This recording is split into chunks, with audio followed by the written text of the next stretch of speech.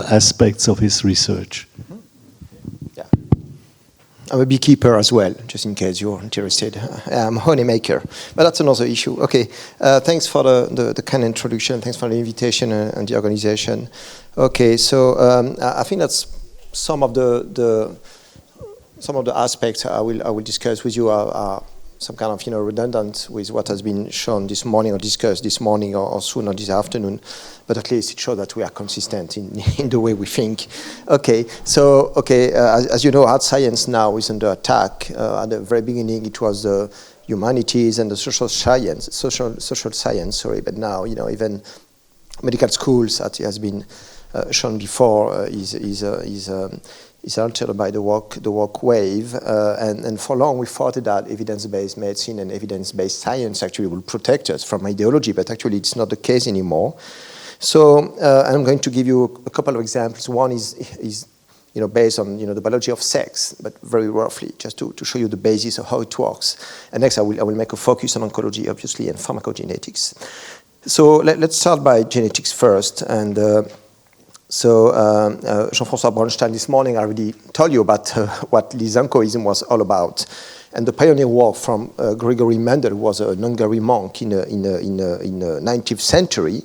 And actually, Gregory Mendel was a genius. And he demonstrated, that all the traits could be transmitted from a genetic point of view, and how those transmissions were related actually to the genetics of the plants.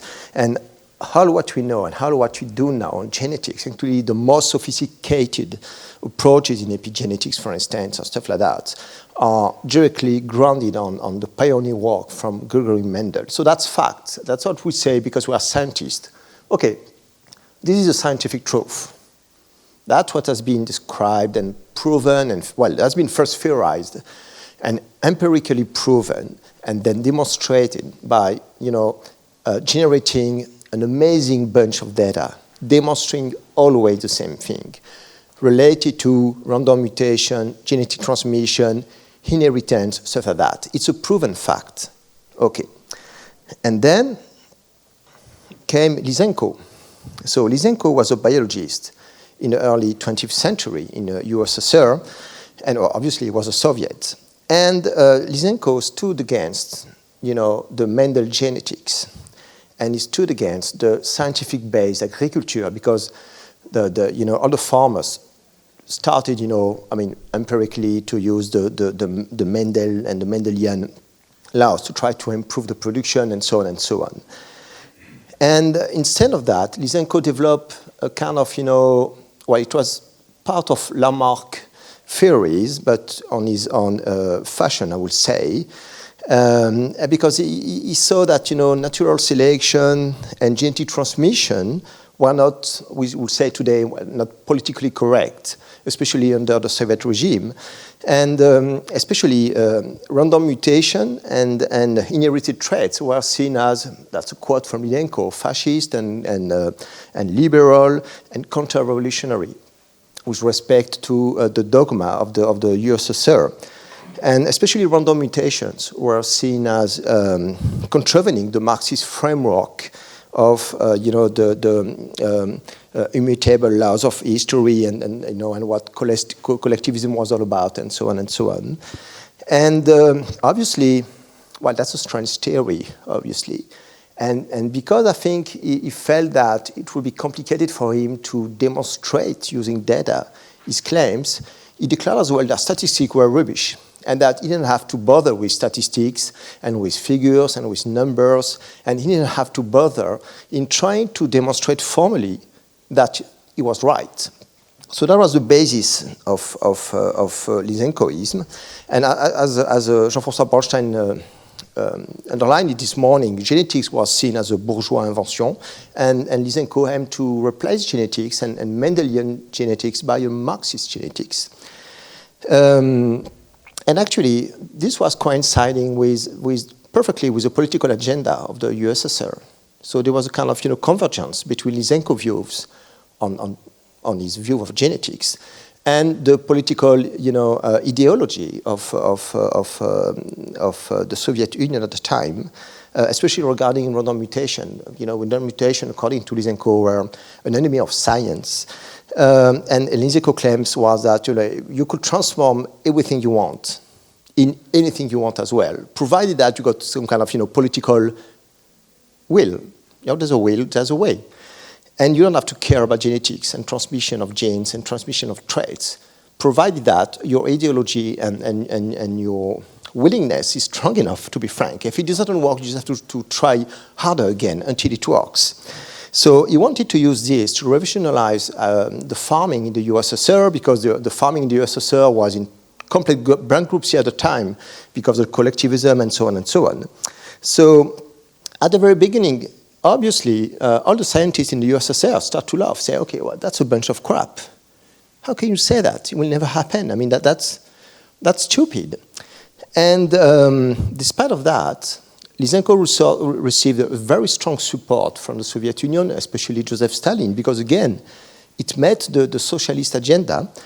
And then, even if it was a bunch of crap, because he met a political agenda, it turned to be the official truth and the official science in the USSR. That's the most critical point of Lysenkoism, is that even if it's wrong, even if it's false science, if you have a political support, then it turns to be the only truth that deserves to be taught and that deserves to be believed in, to be frank.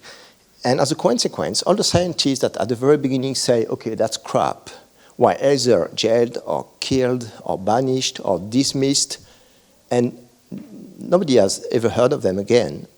So that's at the time in the USSR, they had very, very good scientists. They had very, very good geneticists, microbiologists, or people working into scientific farming, and they've been either killed by the NKVD, or they've been jailed and they died in prison. Or Joseph Müller is a very important, example. He used to be a US scientist who was socialist, and he joined Leningrad because he believed in the Socialist Party and so on and so on. But he was one of them, who was mocking Lysenko views, and then he has been expelled to Spain and then to the US, and very ironically won the Nobel Prize when he was in the US, so it was a very smart move for the USSR. Anyway, so despite the lack of evidence of Lysenkoism, and because he had this very strong support from the Soviet Party, and because he killed all his enemies, all the rest of the scientific community say, oh, that's great, you're a genius. Well, because they were scared, or because maybe they were convinced, or whatever. So he had a very strong support of the vast majority of the scientific community in the USSR, but as well from Czechoslovakia, from Poland, from China, and so on and so on. And it all started in the late 20s. And Lysenkoism started to be criticized in the early 50s, so it's about 30 years later. And it was only at the end of the death of Khrushchev in the mid-60s that Lysenkoism was officially abandoned by the USSR and was seen as a false science indeed. But still, it lasted 40 years, and that's the timeline of Lysenkoism. It lasted 40 years of crap, frankly. There's an estimated number of 2,000 top prominent Russian scientists that have been either killed, sentenced to life prison, banished, sent in a gulag, or dismissed or expelled. And they were among the top scientists of the country. And obviously, over the 40 years, Lysenko and Lysenkoism have never succeeded in growing an extra kilo of anything in the USSR because it doesn't work. But that's the story of Lysenkoism. So that's the genetics. That's what the science tells us about what genetics is all about. And that was, the alternative truth and the alternative science that has been forged by Lysenko. So again, there is some kind of trait inheritance and molecular inheritance mechanism. But according to Lysenko, that's wrong. No. That's an invention of capitalism, and that's an invention of the West and stuff like that. there is a natural selection. No, that's another, propaganda from the capitalistic world. There is evidence-based science, but science doesn't need to have evidence. Science is just have to be the truth according to Lysenko, and so on and so on. And obviously, well, when you see that, you say, okay, that was 100 years ago. Okay, we don't understand exactly how it works, but okay, it will never happen again. So we should be immunized against Lysenkoism, and actually we are not exactly immunized, because that's another, serial of scientific, proven, data-supported facts on sex and biology. Sex is a biological reality, and it's mostly driven by the chromosomes, XX versus XY. And normally, binarism is the law governing the sex. Okay? Non-binarism is just the exception. You can find hermaphrodism, you can find a lot of different phenotypes, but they are very rare. I mean, the normality, the scientific normality, which is supported by the statistics and the figures and the data and whatever you want, is the fact that basically in human being, you are either male or female, and that's it. That's a biological reality. And again, it's all driven by the chromosomes. So it's driven by the genetics. And you got a lot of, people working, that can be psychanalysts or pedopsychiatrists or medical doctors, would start, to be whistleblowers regarding, all the therapeutics and all the hormone therapies that are given for the people who claim that they suffer from gender dysphoria, for instance. And if you look at what does happen in Scandinavian countries, in the UK or in the Netherlands, we are, countries at the forefront in the inclusivism, regarding transgender theories and so on and so on. They're all moving backwards because they say, okay, that's a catastrophe. But still, that's a fact. I mean, that's data, okay? And that's what we hear now, on the internet, on TikTok, on the Twitter, or whatever. Well, no, sex is not a biological reality at all. No. Sex is just some kind of, an invention for the patriarchy and for the normality and the cisgender propaganda and so on and so on. It has nothing to do with genetics or chromosomes or whatever, or with biology. Sex is just what you want it is, and just you can decide whatever you want to be. And if you disagree with that, well, then we're going to start a hate campaign against you, and we're going to chase you on the internet, on the social media, and we try to prompt, all the publishers to remove and to cancel your articles and so on and so on, and eventually you may be dismissed. So that it's very tempting to make some kind of, parallelism between what was Lysenkoism and what is now transactivism, for instance. You got some kind of common traits, in the way they manipulate the data, they try to deconstruct, the science and the scientific facts and the scientific evidence, and they try to replace it by an alternative story, and an alternative science, which is not grounded anymore in any kind of data or biological evidence or stuff like that. It's just grounded on the perception you have. Lysenko said, okay, I have decided that I can transform the genetics just because of my will. And trans activists say, okay, I can decide that I'm a man or I'm a woman or I'm something in between. It has nothing to do with what my genetics says. So that's a huge common trait. And obviously, there's a big difference is that Lysenko was killing his opponent. And as far as I know, well, nobody has been killed yet because maybe it will come because they stood against, transactivism. But still, we have a lot of examples of people that have been cancelled, and one of the most famous is Kathleen Stock. Kathleen Stock was a top philosopher, teaching philosophy in the Sussex University, and she was a lesbian, and she was a feminist, and she was a very, very active activist. So she was, ticking all the boxes of being a progressive feminist, but she was humanist, and she was a universalist. And one day, I think it was during a lecture, she claimed that women were women, and that was enough, to sparkle an amazing aid campaign that eventually led to the fact that she was dismissed. And she was fired from the Sussex University, and she was threatened, and her family was threatened. And she had to move to the US, I think, because I mean, she was not safe anymore in the UK. Okay? So now, let's shift to oncology. So again, that's scientific fact. That's what we know about cancer disease. Well, cancer disease is multifactorial. If you want to improve the odds and the prognosis and the survival of the patient, preventive medicine and predictive medicine are critical. That's the key. And you will improve the care of the patient by this. Education, household income, especially in the US, make all the difference in terms of prevention and in terms of access to the best of care in cancer. Environmental factors are critical, okay? There is a lot of ethnicity-driven genetic polymorphism making a difference between the patient, and I will make a focus on that. State-of-the-art therapies in cancer are amazingly expensive. They are very, very, very costly drugs. And because of that, especially in the US, again, it all depends whether or not you can afford those costly drugs or not.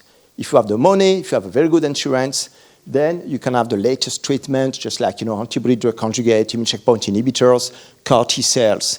But if you have little money or a very low level of insurance, you just can't afford the drugs. That's the fact. So if you look at what's going on in the world of oncology, especially in the US and in Canada as well, there is this rising trend to try to reduce inequalities and disparities in oncology, which is great. I mean, nobody could stand against that. That's great. Okay, indeed, yes. Yes, we should try to reduce the disparities. And a lot of cancer societies and editors and big societies in the US try to develop policies to try to reduce those disparities in oncology. And again, well, I would say, okay, let's start to work on preventive medicine and predictive medicine, and let's try to reduce the environmental factor. So it's linked to the housing, it's linked to the food, it's linked to the pollutants, it's linked maybe to try to reduce the gap between the rich patients and the poor patients, so everybody can afford the drugs and so on and so on. That's what will be reasonably expected with respect to what we know about cancerology and so on and so on. But actually, that's not what's on the agenda. So what's on the agenda to reduce the disparity? Well, that's taken from the Center for Disease Control in Atlanta regarding the disparities in oncology. It's nothing to do with housing, education, predictive medicine, preventive medicine. It has nothing to do with that. It has everything to do with racism. It has everything to do with structural racism, institutional racism, interpersonal racism, and internalized racism. So racism is the boogie guy. Forget the education, forget the food, forget the pollutant, forget the access to the drugs. It's just racism. That's it. And as a consequence, well, because racism is the guilty guy and the bad cop, well, there is a rising number of grants which are specially dedicated to study the impact of racism on the cancer disparities among patients. And if you go on the site of the ARCR, ASCO, NIH, NCI, whatever, you got literally millions of dollars which are now available. If you want to run a project demonstrating that there is some kind of structural or endemic racism in oncology in the US, okay, here is $1 million for you, and play with it. And go back to us, 2 years later with good results and good data. So that's a huge, intensive,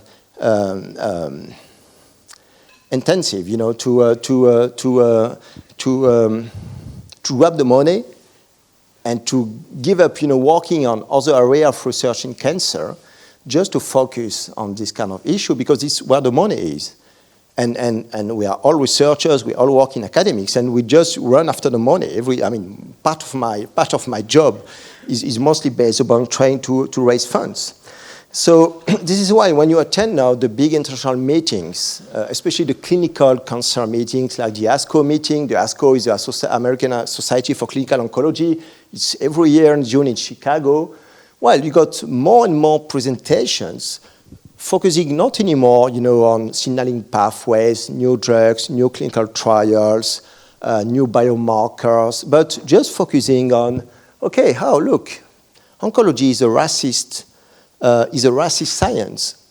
And it's just because it's what the money is. You want the money, you got to demonstrate that, otherwise you don't get the money. Okay, so you got this kind of,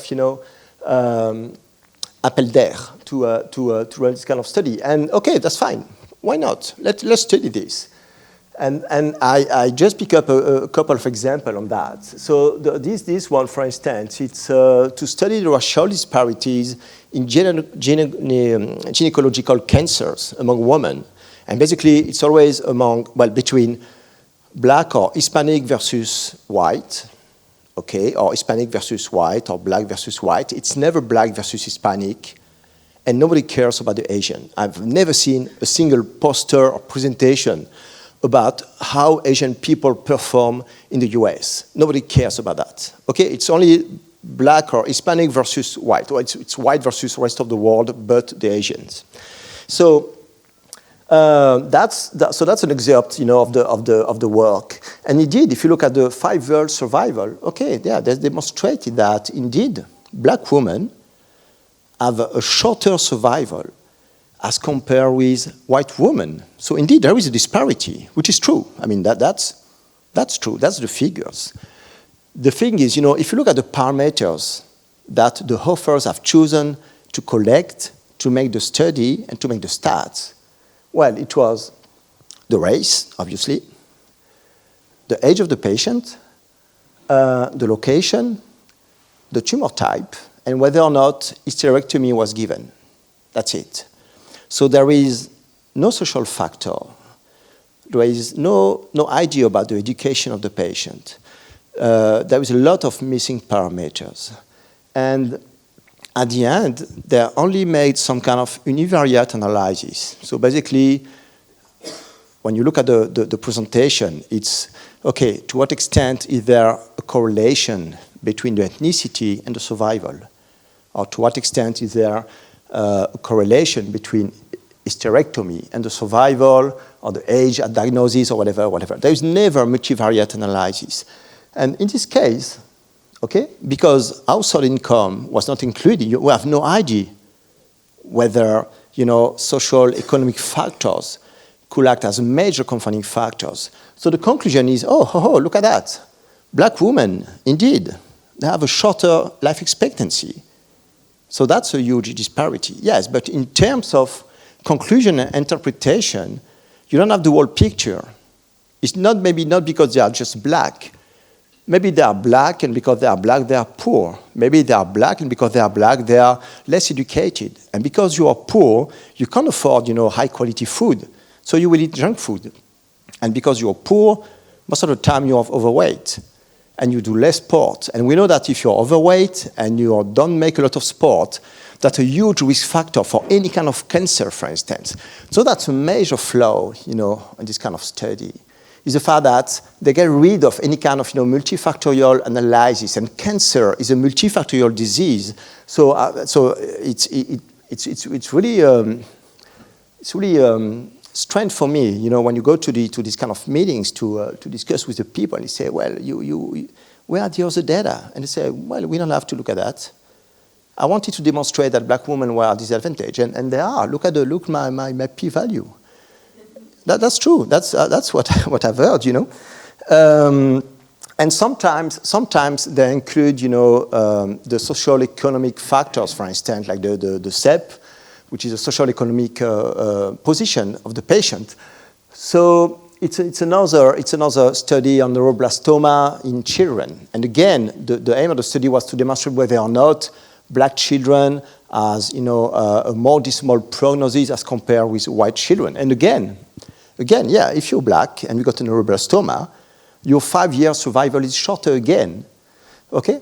But it's the same trend if you're poor. If you have a low income, well, your odds are not as good as well, which is another information which is interesting. But the thing is, when you say, well, have you tried to combine both?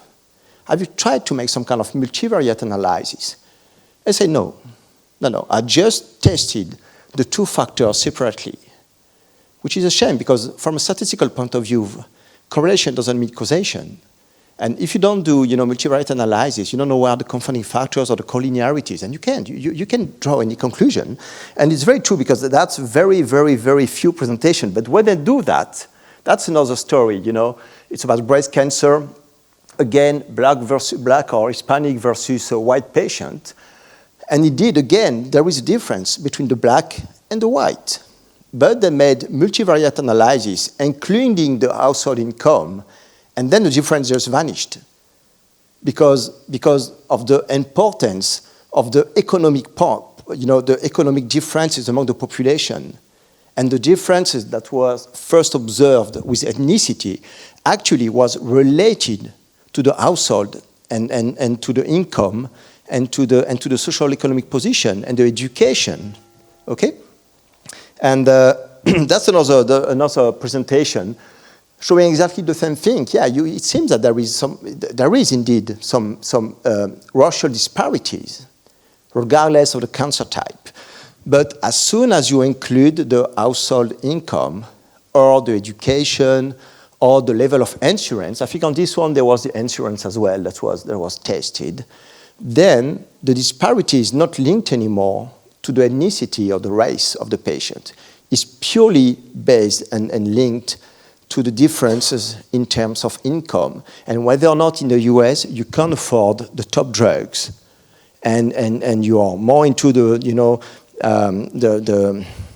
preventive screening policies and the predictive medicine and so on and the biomarkers and so on than if you have no money and you have no access to the drugs and you have no access to big clinics and you are not aware that, okay, you should be tested for your breast and so on.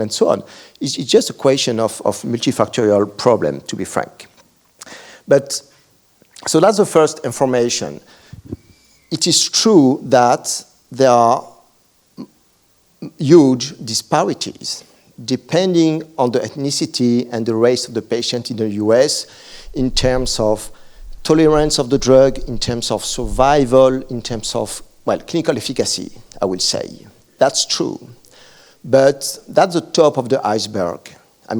When you look at these differences, depending on the ethnicity, what you look at actually is the differences in terms of income and education among the patient. So the disparity in oncology in the US has not that much to do with systemic racism. It has to do with differences in terms of socio-economic position among the patient.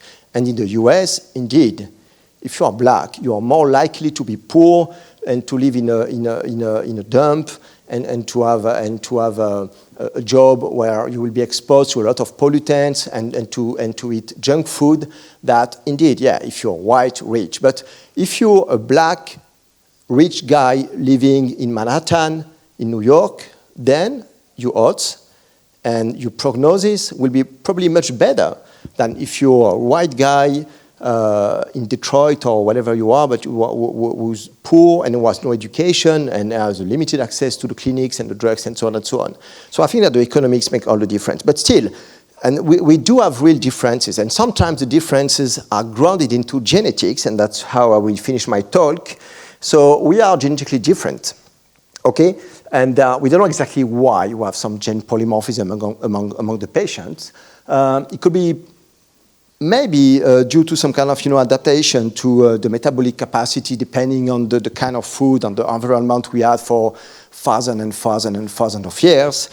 Or it could be just some kind of random mutation that hit our germinal DNA just in case to confer to some subset of patients, of individuals, the ability to cope in case of very high pressure of selection because something happens very wrong, but some subset of patients will have some kind of genetic differences that will make survive, and then they will transmit their genetic traits, and the descendancy will survive as well, and so on and so on.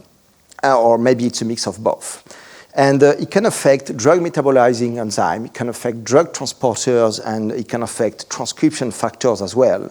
And I just have a couple of examples to prove my point, the fact that we have ethnic disparities which are grounded into genetics.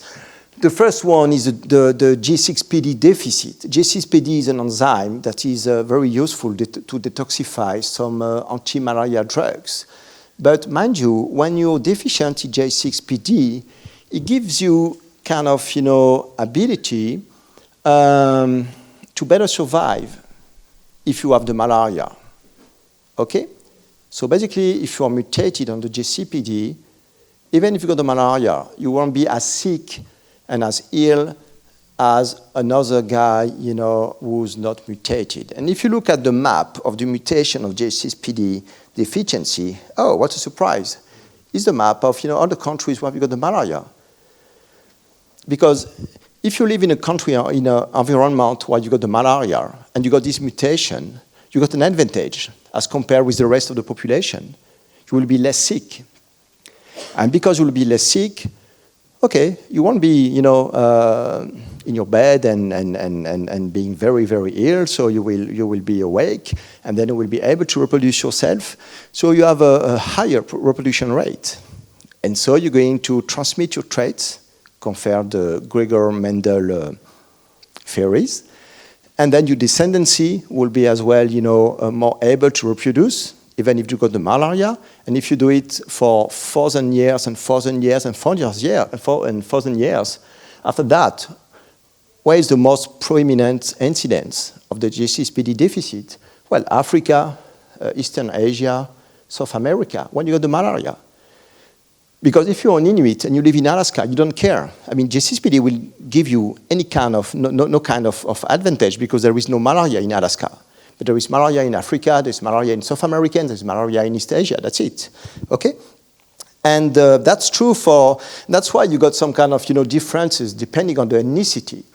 That's just, an adaptation of a pressure of selection.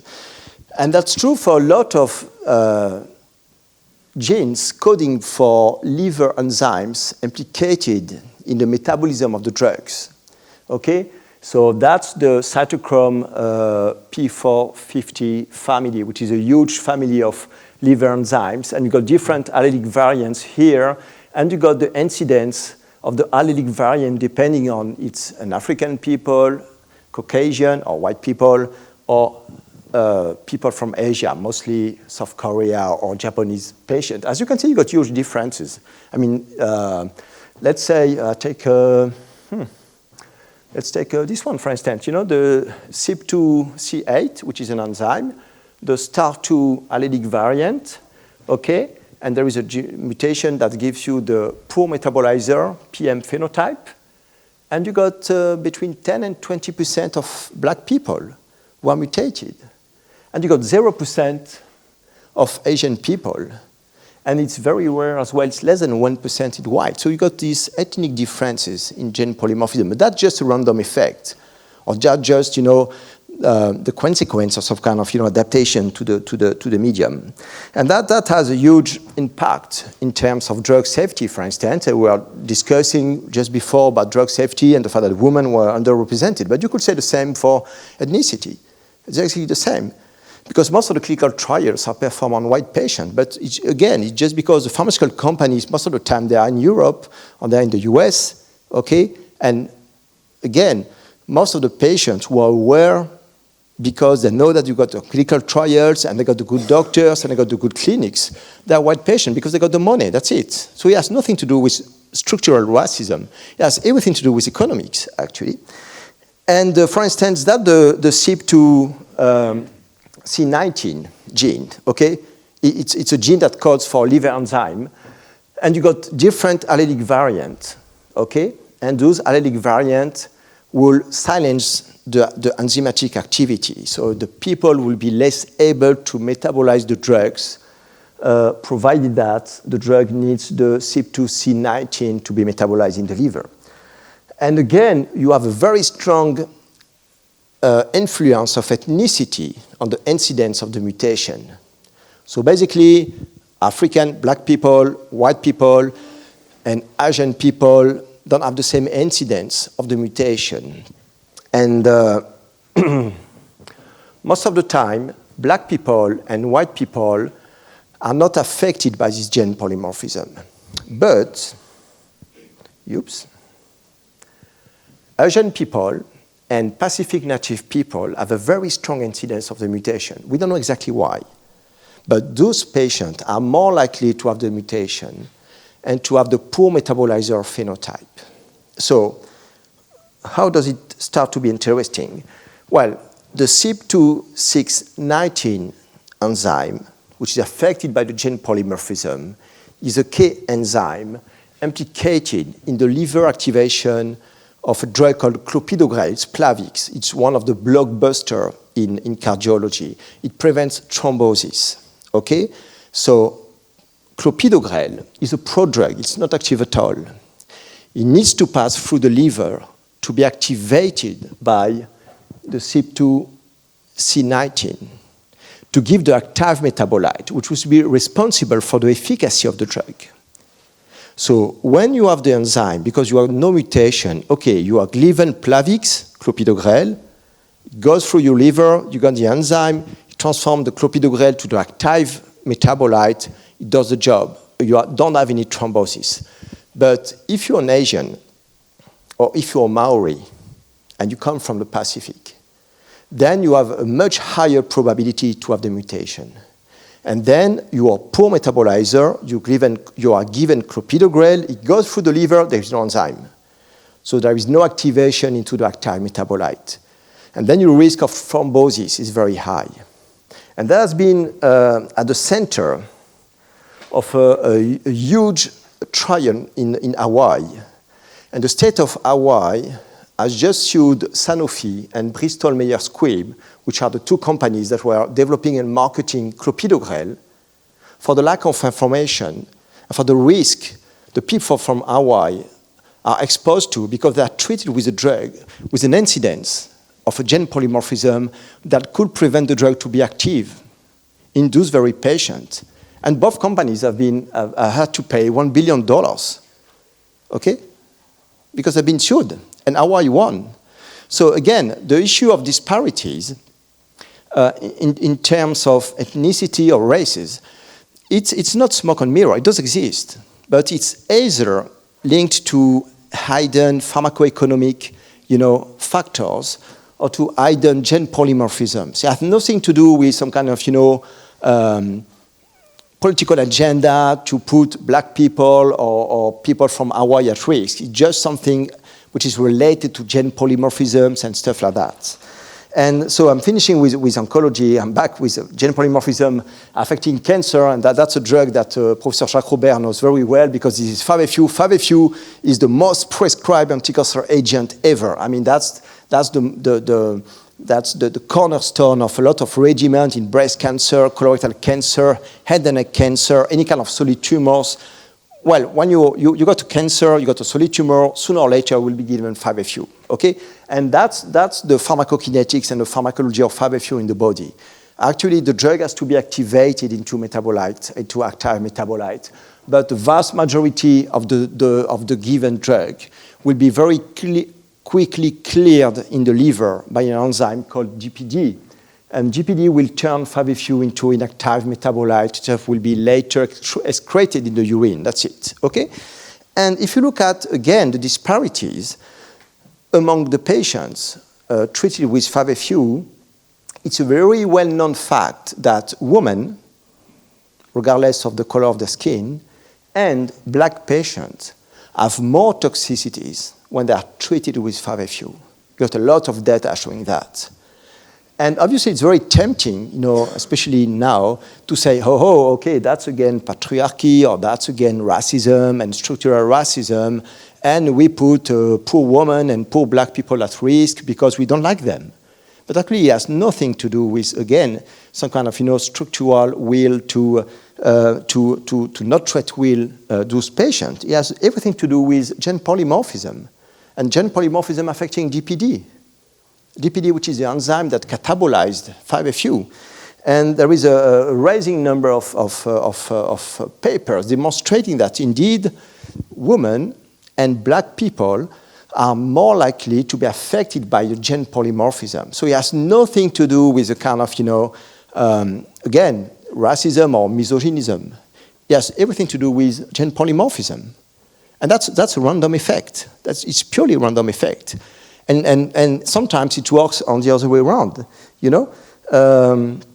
For instance, okay, it's a well-known fact that Asian people perform better when they got a lung cancer. If you look at the survival of white people or black people or whatever treated for lung cancer, with the survival of Asian people in China, in Japan, in South Korea, Asian patients perform better, they live longer, okay? They have less toxicities, they live longer, they just perform better. Again, it has nothing to do with some kind of, anti-white racism or anti-black racism. It has everything to do with gene polymorphism. The thing is, we don't know exactly why, but Asian people, when they got a lung cancer, they have more what we call an actionable mutation. They got more mutation in the lung cancer that makes the anti-cancer drugs much more effective. That's it. Again, it's purely gene polymorphism. It's purely a random effect. So, okay, lucky them. But it has nothing to do, with an agenda. It's c'est la vie. Okay? So I think I'm done. No, hang on, just to finish. So that's what we know. Sorry about that. That's what we know about, cancer. But when you read the literature and when you attend big cancer meetings in the US, again, you see that there is some kind of, alternative science in cancer that claim that essentially oncology is a racist science and the disparities have everything to do with, some kind of, systematic or systemic racism and nothing to do with economic factors. And the multifactorial aspect of cancer is rubbish. We don't have to care about that. We don't have to care about performing multivariate analysis, mixing, social, economic position with ethnicity, because it's too risky to do that, because otherwise you will lose the effect of the race, to be frank, on the disparity. And again, the projects that aim to demonstrate that you got some, racial grounded differences in oncology are prioritized in terms of funding now. So it's very tempting for the universities and the academics to go to this direction, toward this direction. So if I make a little mix about what we've seen with Lysenko, with transactivism, and with this new perception of what oncology is, right, there is a kind of family ressemblance and common traits among them.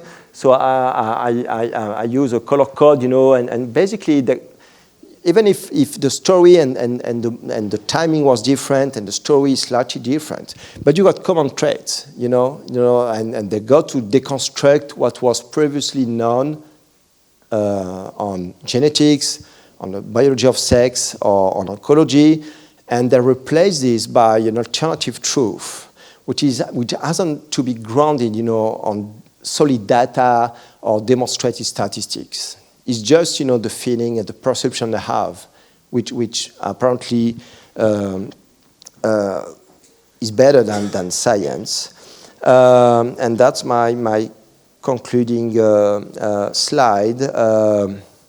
Okay, university is more and more permeable to the work ideology, frankly. Even the School of Medicine, that's what Andreas showed before. Well, I don't know how long it's going to last. The Lysenkoism lasts 40 years. So the work craze started 10 years ago, I would say, something like that, maybe 15 years ago. So maybe we just have to wait for 20 extra years and it will be over. I don't know. Oh, okay. Okay, I'm done. So you are done. So one thing, they can escape from your criticism in one way.